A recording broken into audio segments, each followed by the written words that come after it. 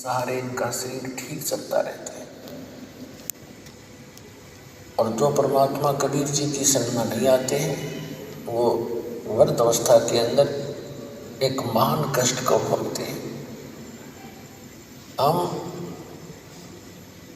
रोगी हो जाएं तो भी हम स्वीकार कर रहे हैं और वृद्ध हो जाएं तो भी हम कोई दिक्कत नहीं। लेकिन जब मृत्यु का टाइम आता है, मृत्यु का नंबर आता है, तब हमें अच्छा नहीं लगता, क्योंकि मुश्किल से सारा जीवन लग गए तो एक परिवार बनाया, फिर एक घर बनाया, गरीब चालन की तैयारी होगी। बताइए कोई सांग होया, ये क्या व्यवस्था, खा के व्यवस्था, और ये बताइए कंपल्सरी होगा। तो इसका कारण क्या है? हम चाहे कितने दुखी हो मृत्यु नहीं चाहते। क्यों नहीं चाहते? क्योंकि ये कोई बढ़िया बात थोड़ी है, सारा जीवन ये टूट जाने का बनावा, हम सेटिंग सी करें इतना मृत्यु हो जाती है। क्यों नहीं चाहते? क्योंकि हम ऐसे लोक से आए हैं जहाँ मृत्यु नहीं होती थी, जहाँ वृद्ध अवस्था नहीं होती थी, जहाँ पर हमारी बॉडी में कोई रोग नहीं होता था। इसलिए हमें वो बातें पक्की याद है, आभास है कि ऐसा नहीं होना चाहिए। तो वो उसी लोक में होगा जाकर के, यहाँ तो ऐसा ही होगा। कबीर साहब कहते हैं, साथी हमारे चले गए हम भी चलन हारे, कोई कागज में बाकी रही तात लगी है वार। मरने वाले मर गए, शेष बच्चे ये सोचते हैं कि हमारा अभी नंबर नहीं आएगा, हम अभी नहीं मरेंगे। परमात्मा कहती है कोई कागज में शेष रह रही है तुम्हारी आयु, जिस दिन वो कागज पूरा होगा, 1 सेकंड ना लागे, जैसे वो गया ऐसे तुम भी जाओगे। एक बार 500 पांडव महाभारत का जिक्र है, वन में 12 वर्ष का वनवास काट रहे थे। उनको प्यास लगी तो उन 500 में से सबसे छोटे ने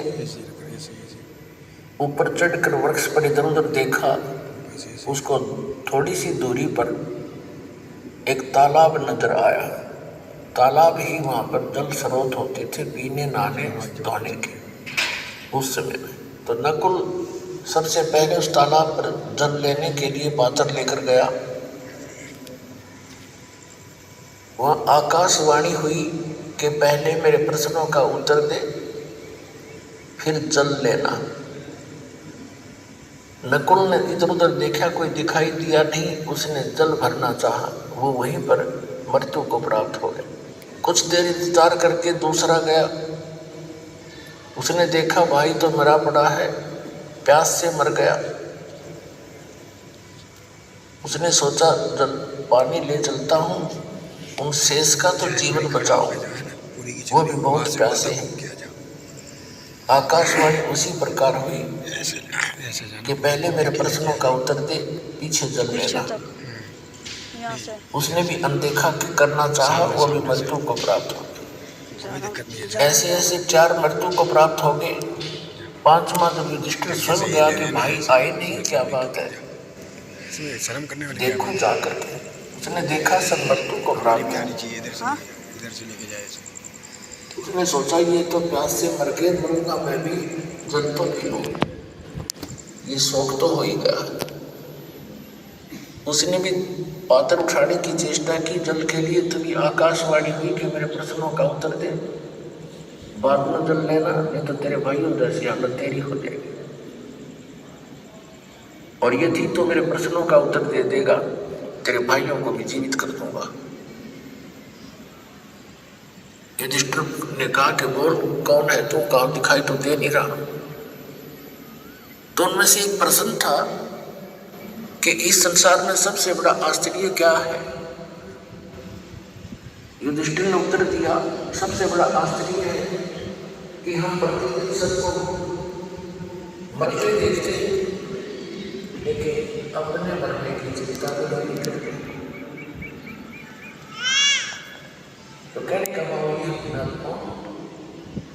हम और बच्चा सारे पर आप भी ठीक वो भी तो ये सोच रहे थे ठीक है फलाना हो गया कोई बात बढ़िया हो गया था हो गया था चलो तो पुण्यात्माओं परमात्मा ने याद दिलाना चाहते थे जिस लोग को हो रहा है तो लोग ठीक नहीं। अभी तक आपके पास कोई विकल्प नहीं था तो पता ही नहीं था कि इसका कोई समाधान भी है।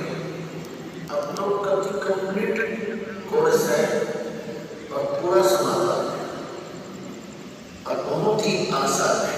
ये सबसे आसान काम था और सबसे जटिल बना के वैज्ञानिक शब्दों में तो आचार्यों और शंकराचार्यों का दियो बोलो सबके धर्म गुरुओं ने तत्व ज्ञान से परिचित होने के कारण कोई हट कर रहा है एक पैर में खड़ा होकर कोई वैसे खड़ा होकर कोई किसी प्रकार कोई कुछ नाम जान कर रहा है कोई किसी प्रकार की क्रिया करके अपना मोक्ष मांगता है। ये सबसे आसान काम है मोक्ष का, लेकिन हमें मार्ग मिला सही दिशा ठीक मिल जाए और दिशा ठीक मिलेगी। जिस भी महापुरुष को परमात्मा प्राप्ति हुई है उस परमात्मा ने ही आकर उसको यथार्थ ज्ञान दिया उनको।